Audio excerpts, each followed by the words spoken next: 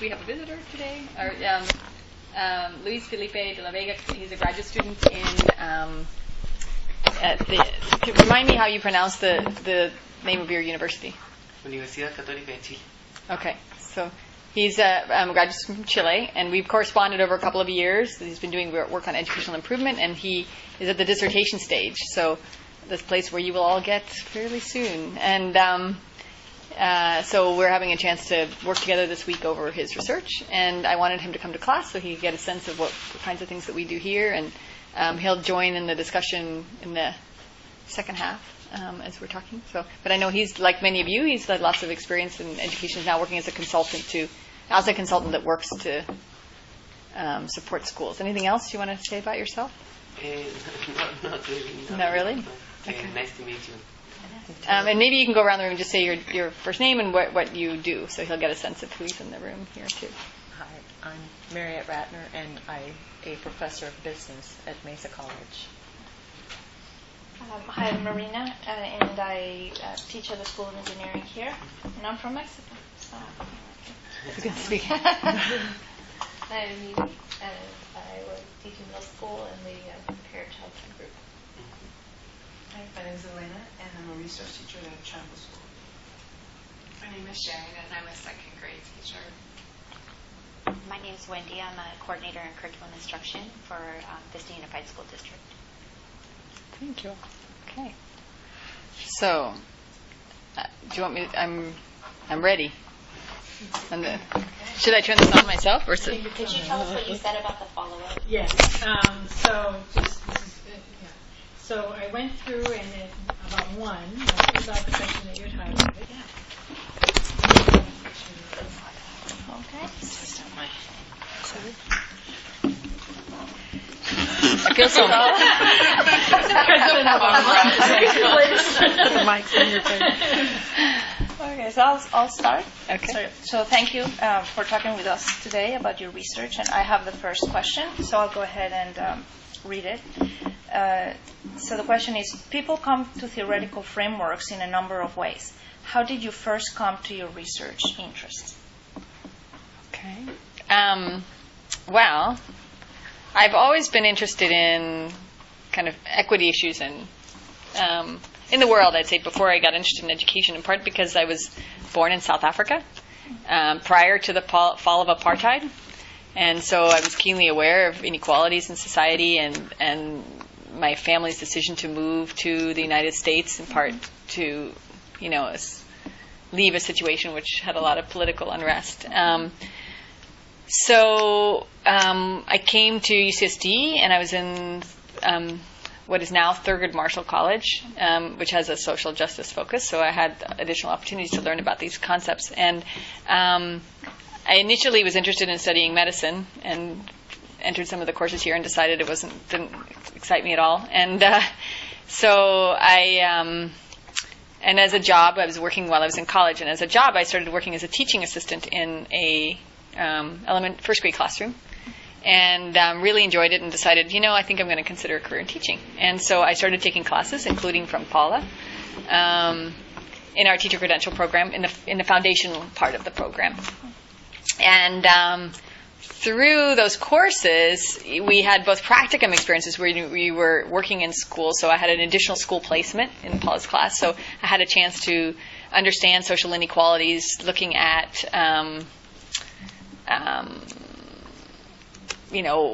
how resources, and curriculum were distributed to students in different ways depending on the types of schools they were attending. And I also took classes with Professor Bud Meehan, who's recently retired. And in those classes learned about the sociology of education. And that really helped me make sense of some of the things that I was learning about in the practicum courses, but also helped open my eye up to the role of research in education. And one of the things that I was really grappling with is what is the role of change at the local level? What kinds of things can teachers do to make some of these changes? What has been the role of educators in changing and disrupting the status quo, really? And one of the programs, so I was in the midst of planning to become a teacher, and I then got involved in a research project with Bud Meehan looking at the AVID program, which some of you will know about, those of you who work in schools. And AVID was looking at, AVID had just spread from one school where it worked, where it was the brainchild of one teacher, to many schools. And so we got the chance to see how students were, it's a long story, sorry, how students were shaped, how their experiences were shaped by being involved in this program that allowed them college access to many students that hadn't had it. And after a while, so I was, working with Bud trying to make sense of those student experiences. After a while, he pushed me out of the nest, and he said I should go to graduate school, and we didn't have a doctoral program in education at the time here. And so I applied various places, and I went to UCLA to do my graduate work, working with a woman named Jeannie Oakes and another, Amy Wells, and various other professors. And they were doing a big study of untracking to try to figure out, which you read a piece of for today, the gender politics piece, to try to make sense of how 10 different schools, this was just one, were detracking. And my particular interest in that study, and what I wrote my dissertation on, was really the role of teachers as agents in the school reform process. I was really interested in how teachers, teachers who had a plan for change, how were they interacting with the various forces at play? And so, so this notion of agency became really important to me. But then I was keenly aware that they were in a school, as you read, that where there were many forces fighting against change. Some of those were other people, other agents, but they were also a structure that was very tracked, that had a very traditional way of schooling students, and a set of policies that didn't necessarily support their ideas for change, as well as a culture where the norms were, a set of beliefs that not all students were able to, do high, level academic work, and certain kinds of kids in particular. And so I was really interested in those inequity pieces. It was a racially mixed school. And so I remember when I said to, Bud was still on my committee, even though I was working with other people, and I said, I'm interested in the relationship between structure, structures that I'm seeing, culture, and agency. And I was telling Luis the story yesterday, and he just laughed. And I said, I really feel like I hit on something big, right? And he said, sociologists have been working on this for, and you're going to do this in a dissertation? You're going to figure out the relationship between structure and agency, this year? And others have been working on this for, their entire careers.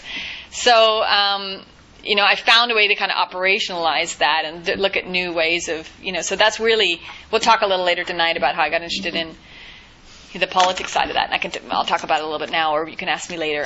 If it doesn't come up in another question, I'll come back to it. But for me, it was really, I ended up drawing on a lot of sociological theory to try to make sense of, what is the relationship between what we do as individual actors, and it still shapes the way I think today. I mean, I spend a lot of time thinking about the culture and the structure in which we're embedded, both at the level at which we're all interacting here in the classroom and in the department at the university, but also in the larger, what are the things that I say on a daily basis that might contribute to either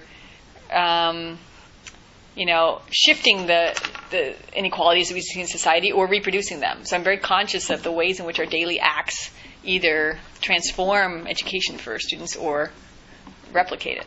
So, but I'm keenly aware I work in a structure that some things are possible and some aren't, So, as well as a culture. I mean, here we have a culture that's very supportive of change. But, I've been now in a number of work environments. I know that's not always the case. So. Thank you. Elena has a second question. The second question. So we understand that research interests can change over time.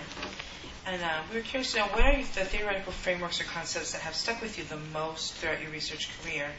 And then kind of conversely, what are the concepts or theoretical frameworks that you once really embraced but then had since abandoned?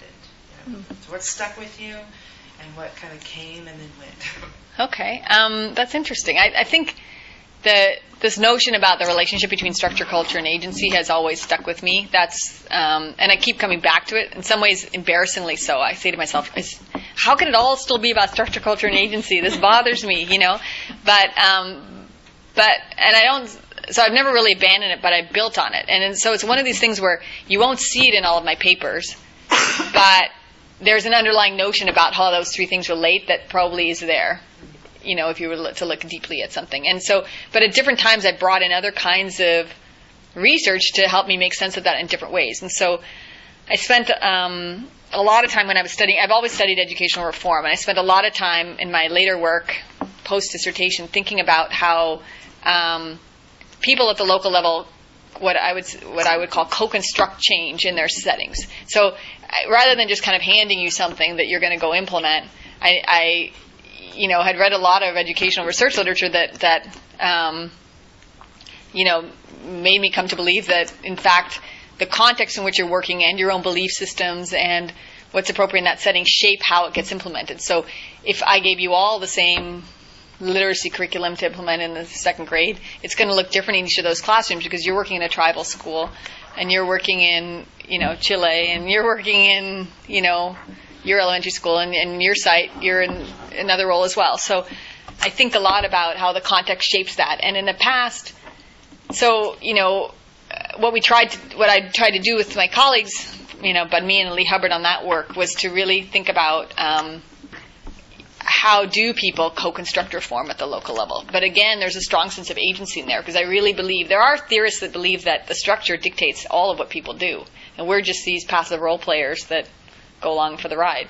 But my work has a real strong sense of agency in it. So that's to say, it's not unbridled. It's not like I believe we can change everything, but I do believe that people at the local level have an important shaping role in reform. So that's something that keeps coming through. But I've read over time, things just crop up in your work, and you have to read new things. And so the work that I shared with you today was, some of it anyway, was on when I have encountered like political issues going on in schools. I ended up reading some work on the micropolitics of schooling, and to try to think about the role of politics as a shaping feature in educational reform. And so I haven't done that a lot lately, but I'm always on the lookout for, some politics that are out there. And that is a huge feature of organizational life. I mean, we've all worked in organizations. We know that there are politics in and around schools. And so I haven't written about that lately, but it's still something that I'm aware of.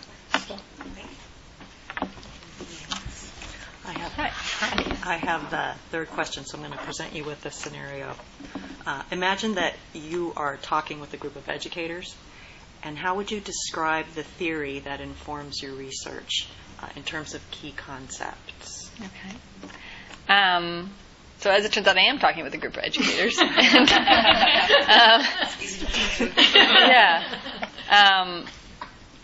And I would say, at least currently now, I'm really interested in the role that teachers play in shaping how reforms are enacted in their schools.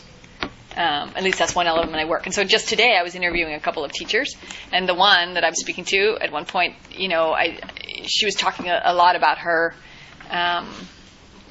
some changes that are happening in their school related to Common Core, and how things have played out in ways that were unexpected for her, and trying to make a decision about whether she should speak up about them or not. And there's a lot of emotion attached to the change process for a lot of teachers, and we've also been through different waves of reform where we didn't listen to teachers for a really long time, and now we're in some places listening to them again, but yet people have lost their voices, I think, and they feel like consequences might come their way if they speak up, in different places. So for me, so what I said to her is, well, my work's really about understanding what your role is. I'm really interested in how you shape things here and what sense you make out of this reform. So, and so I'm interested in these larger features, like what is the set of policies you're trying, in theory enacting, what's the culture in which you work, but I'm interested in how that plays out for you. So I'm interested in the role of the teacher in shaping reform. Thank you. So, Shan, I think you have actually. I have a little time? Okay. Great. Then I have a follow-up. Could you describe your thinking as you were deciding which theoretical lens to apply to a new research topic that you want to study? Well, it's hard to shake the tools that I've had before. So I do come back to them. But, in education, it's a little bit tricky because a lot of our theories, some of them are in education, some borrow from other fields. And so when we're looking at developing a conceptual framework for a study, we're sometimes drawing on other people's work that has their own theoretical frameworks embedded in it. And so you're you're kind of looking at those and trying to figure out which ones seem to fit for the kinds of things you're studying. And so I'm sort of eclectic. I don't, although most of my work revolves from social theory in one way or another, I'm definitely not looking at developmental theory. I'm not looking at psychological theory. I'm not looking at economic theory. There's a lot of theories I'm not looking at, but they're, I would be looking at, so in this recent study where I'm looking at how teachers use data to inform the instructional differentiation, how they teach, kids at different, achieving in different ways in the classroom. I was reading in multiple different areas to kind of inform that. And some of it comes out of the work on, really understanding people's thinking. So I'm interested in the cognition piece, like how do teachers' thinking inform this? How do their notions about ability? But I'm also thinking about social constructionism, for example, because I'm interested in this study on how teachers, remember we learned about social construction a few weeks ago? About how, sort of social factors are created. I'm interested in how teachers socially construct ability. So, for example, when they're talking about what's necessary for kids, how are they talking about that? So are they saying, well, my high kids, they need this, and I want to kind of ask them to unpack, well, what does it mean to be a high kid in this room? How are you thinking about that? What data informs you and helps you think about who's high performing and who isn't? How do you make sense of those? How are you thinking about ability? And if you're thinking about ability as something that's fixed, that some people have and some people don't, that has different implications for teaching than if you're the kind of person that thinks about ability as something that's malleable. So I'm interested in how these people socially construct ability in their own setting. So if you think about anybody having the potential for growth, it has different implications for how you teach. So I don't know if that's... Thank you. Sharon's next. So I don't know much about social theory and what it looks like in action. But if I were to shadow you while you were collecting data, what would I observe you doing in research studying which uses this theory? Well, you would observe me, as you could have today, in a couple of different places. One would be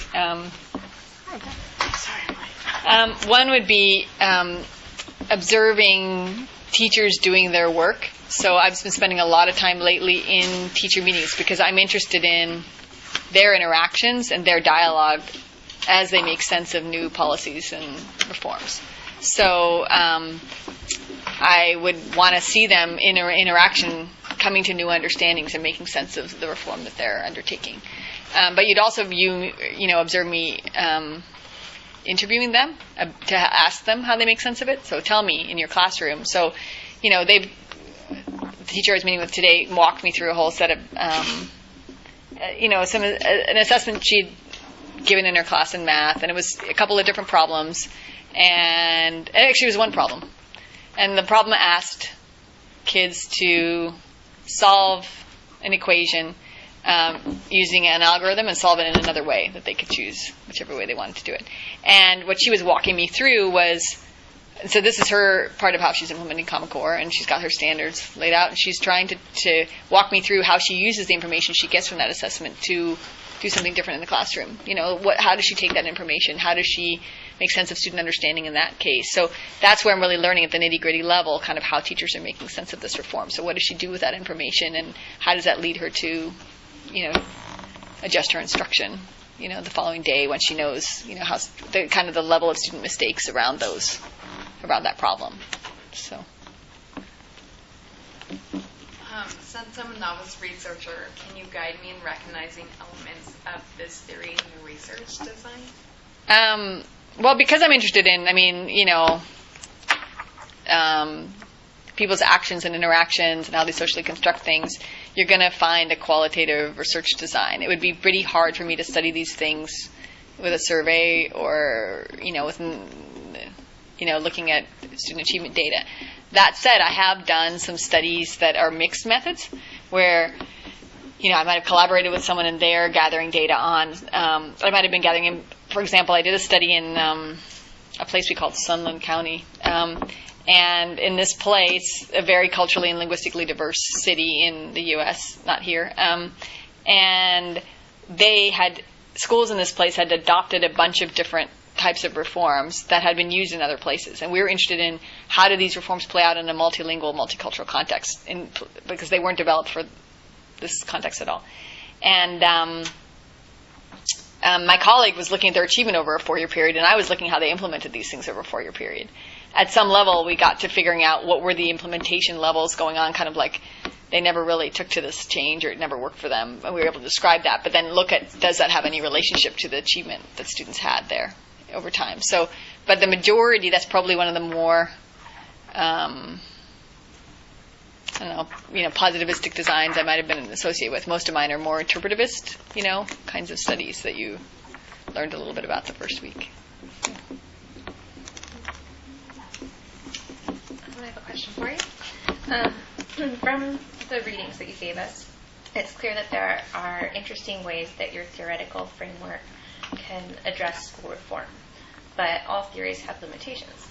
So I was wondering, what do you think is the biggest limitation of your theoretical perspective when it comes to understanding school reform?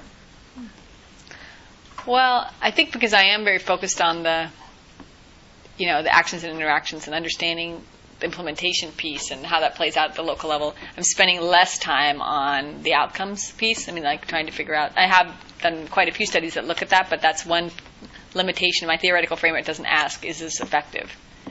I might ask, is it effective from, not in so many words, but is it effective from the standpoint of the people who are implementing it? And even from the standpoint of the students I'm interested in.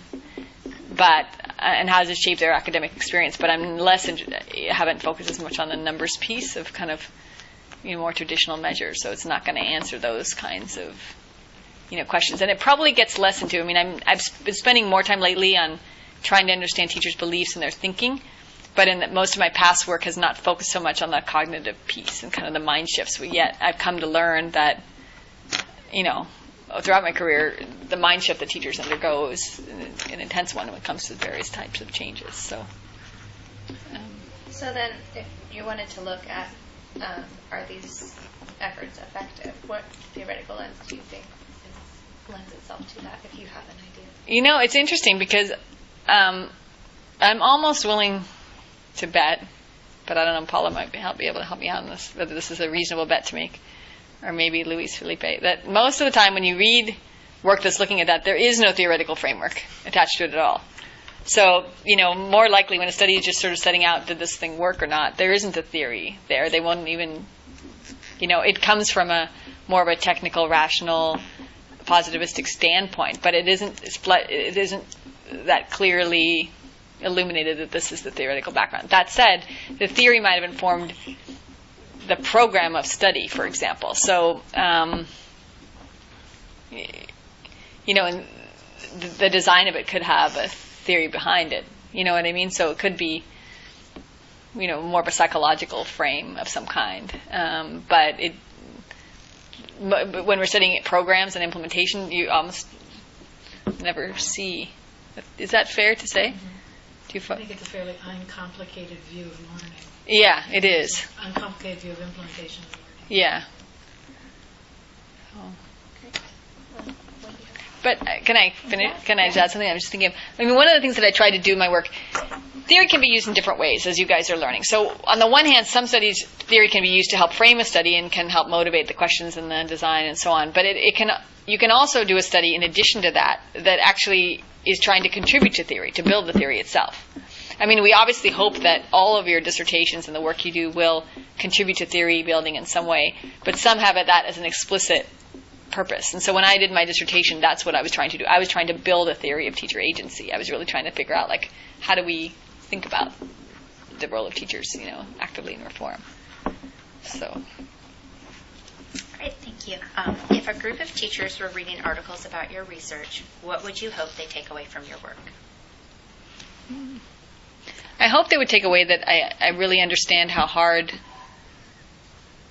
the craft of teaching is, and how much I respect their various positions on reform, and how complex the change process is. So we have learned how research can influence the work of practitioners. Could you describe the role your research has played in the work of practitioners? It's interesting. When you're in academia, most people in academia, I'm not going to say everybody, but many of us in academia, and partly because the academic reward systems are based primarily around research articles and books and those kinds of things. We spend the first part of our career writing those kinds of things, and you don't get out to practitioners a whole lot because you don't have time and you need to publish in these venues or you're not going to get tenure.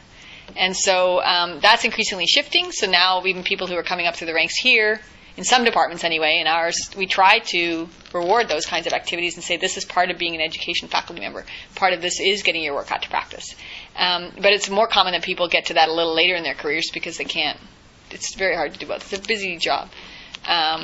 So I've done that more recently. So when I wrote my dissertation work, and the article you read was from my dissertation, one of them you read on gender politics was from my dissertation. Someone, it was also a book. I also read a book on that topic, and someone read the book who was in a school system, and they said, wow, this is exactly what's going on in my school. I recognize these dynamics. I've seen these kind of politics for years. What do I do about it? And I was at a loss at that time. I thought, I just got this all down on paper. I really can't even imagine how I'm going to help you deal with these political dynamics. And I also had a lot less experience. 20 years later now, I have participated in those kinds of political dynamics myself, and I could probably offer a lot more advice than I did at that time. But, so some of that is in interaction with people. So some of the ways in which we influence practice, there's several ways in which I do it now. One is through teaching. So we are, truly fortunate to have students like you here. So some of the things that I talk about in my classes and so on move some research into practice, both with you as experienced practitioners, but also with our people who are becoming teachers. I've tried hard in a couple of studies to get the findings out to the media. Not all studies lend themselves to the media. The single gender school study that you read a bit about, that got a ton of press. That's a whole other study to think about how the press took up that study, because the findings are rather complex, and yet, the San Diego Union had one idea and the Washington Post had another, you can imagine. So one is through the media. Another is through conferences, for practitioners. If I get invited to speak to a group of practitioners, I'll always do it. In the last 10 years, I've been spending a lot of time writing more brief kind of policy reports, things that are written for practitioner audiences. My last book is for a practitioner audience. It's completely written for practitioners. At the end of every chapter is like guidelines for leaders. What might you do? The other thing we try to do is kind of get this happens more with our reports than articles, but get the reports in the hands of people who are training people. So some of that you can't control. I don't really send it around. I've more gone to look later and see where it's cited, and so some of the work on data use has been used by like the California Department of Ed, a few other state departments of ed, but it's more by happenstance when I've gone to look to see, that's great to hear Massachusetts is using this, but you may never hear from them. So it's not been deliberate in those kinds of ways. In the future, I hope to do more, there's much more of a role for blogs and tweeting and, electronic media, social media than, there has been in the past for research. Op-ed pieces, a lot of people are writing. I haven't done that yet. There's still a lot more to do on that front. That's on my, list of things after some other phase of my work ends. So, but not all work lends itself to that, it's kind of, you have to really, be strategic in thinking about that. Beth has the next question. So I have the last question. People who are educational researchers wear many hats. How do your research activities affect the other roles in your life, and how do those roles affect your research activities? I'll tell you a couple of different ways. One is, so my one hat as a teacher, I could talk about many, but I'll talk about the teacher hat and the research hat.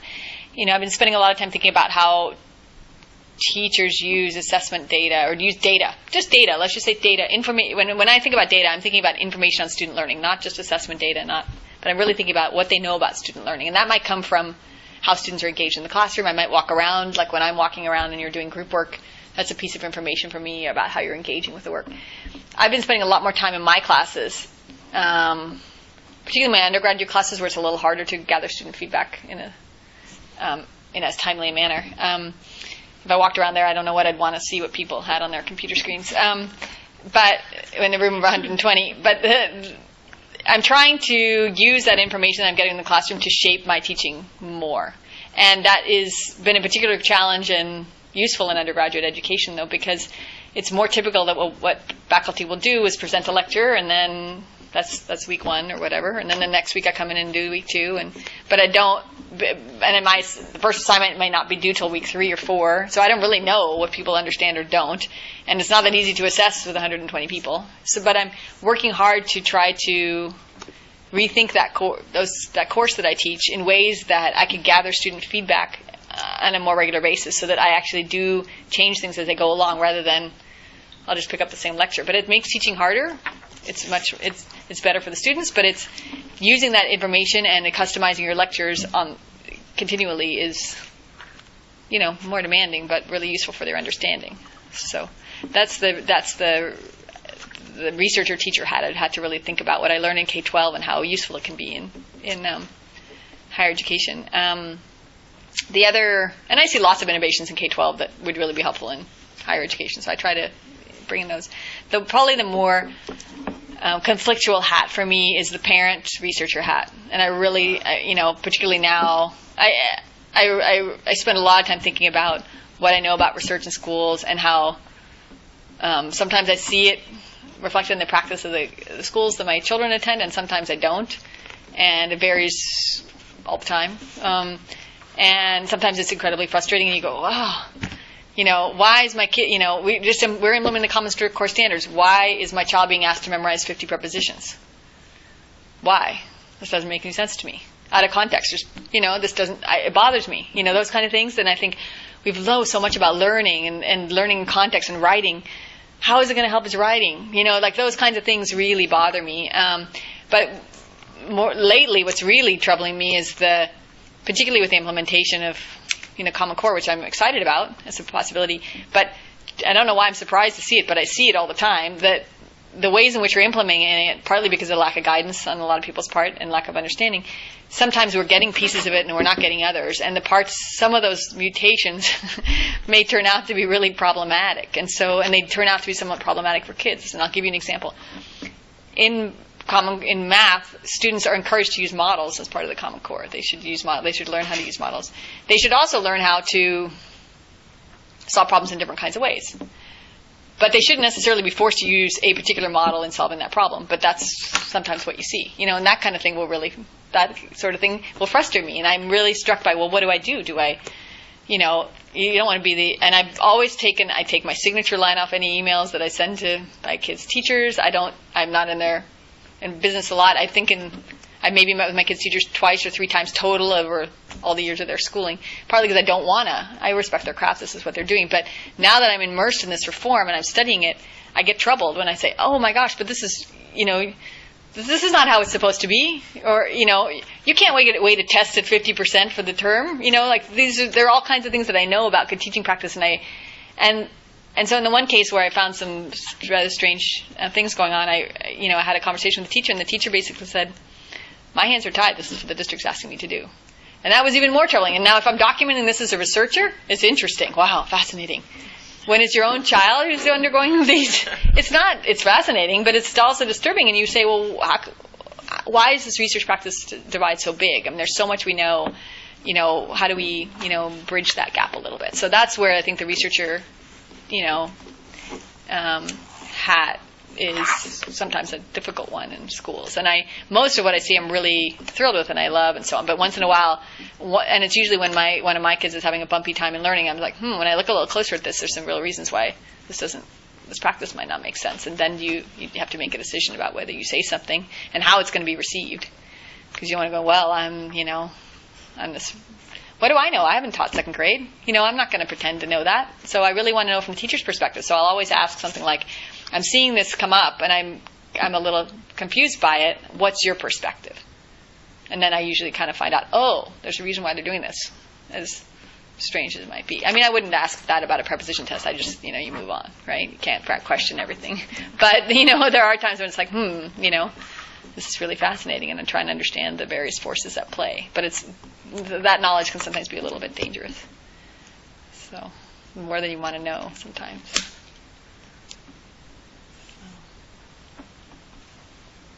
I'll ask a follow-up if I can. Yeah. So I'm curious. So you mentioned the other day in class about, let's see if I can remember this exactly, how you look at your life now through different frames. Like you just can't help it. Like Right. And so within the context of this, are you looking at those experiences as you wear a different hat, right? How does that? It's kind of coming at it a little bit different way.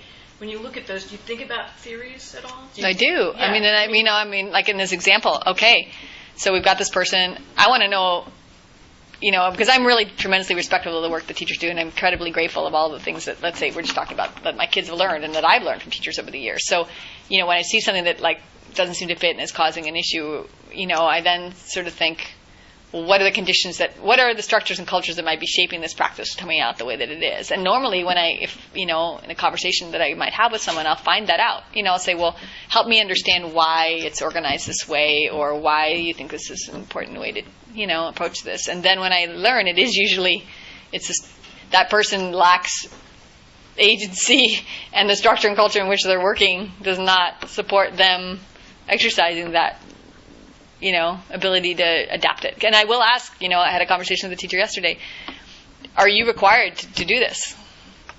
Well, we're required to do this. So what you're telling me is you're not really required to do that. And right now in the reform climate, teachers feel required to do a whole lot of the things that many times they're not really required to do. So sometimes it's helpful just even to raise the question, like, and I think to myself, sounds like they have some wiggle room there. They don't really have to do this. But we've put teachers in a mode where we make them feel like there's so many things that they need to do, and because we've taken away a lot of their autonomy. And now that we're giving some of it back, still some people are a little bit nervous about that, and they don't know where they can make decisions and where someone's going to beat them over the head if they didn't. So, sometimes it's useful for me to just kind of like think through, well, what's really, so, I chatted with a teacher yesterday, and she said, I had created my own curriculum. It worked really well for me for years. It had many of these elements, but now the district has asked me to do this other thing. And I'm struggling with it too. And yeah, if that unit seemed really out of order, I agree. Next year it's going to be different. I'm like, that's great. I'm thinking to myself, although I didn't say it, my kids in your class is this year, and so how do we deal with this? But that's where, as a researcher, I'm like, great. Next year we'll see something different. I'm doing a longitudinal study. Wouldn't that be great? It's different when it's your, so, but I'm thinking through that as like, wow, this person's, but it helps me understand it a lot. She too found it a strange way of going about it. But then together we can work together and say, okay, knowing what I think, she now knows me better and knows how I could support my child at home, and I know better what she's able to do and not able to do, and together we could find a way that would be, more supportive of, kids learning. So, and oftentimes, sometimes when I see something strange going on, I have to decide whether it's worth, and again, it's only been like 2 or 3 occasions in my whole kids' schooling, is the battle on behalf of my child, or is it on behalf of all kids? Because I'm really concerned about that. So, earlier on in one of my kids' schooling, they were doing quite a bit of tracking in math in there, and I'm not a fan. And so I'll just put that out there. I'm not a fan of tracking. And so I didn't think it was good for kids, and in fact, the majority of the kids in this school were performing at the advanced level anyway, so why do something different for them? And but my concern about it was not so much, my kid's going to be fine, right? I'm going to be working with him. We'll get through all this. I might be not optimizing his learning, but I'm really worried about all the other kids whose parents don't even know this is going on, and they could be locked out from all kinds of opportunities later. So it's really on behalf of all kids that I would be concerned. But I haven't ever had the experience of I'm not that parent really, where I've really waged a battle. I might raise some questions and say, if it's not good for him, I'm not sure it's good for anybody really, But I could raise that question, but I'm not the sort who's going to then buck it up to the next level and be involved at the school level to that's just not me. But I might ask some questions like, why have you done this? We've always done it this way. Okay, so if you've always done it this way, is this a good, but I'm thinking about those things all along. It's like what I know about tracking. It's really entrenched in American schooling. It's one of the most persistent practices that we can find in schools, and yet one with the most research evidence against it. So when I do see it, it's particularly concerning. So, it's interesting. Thank you. Sure. Perfect timing. Okay. Folks, kept your questions to 5 minutes to shape the time. Did I turn this off now?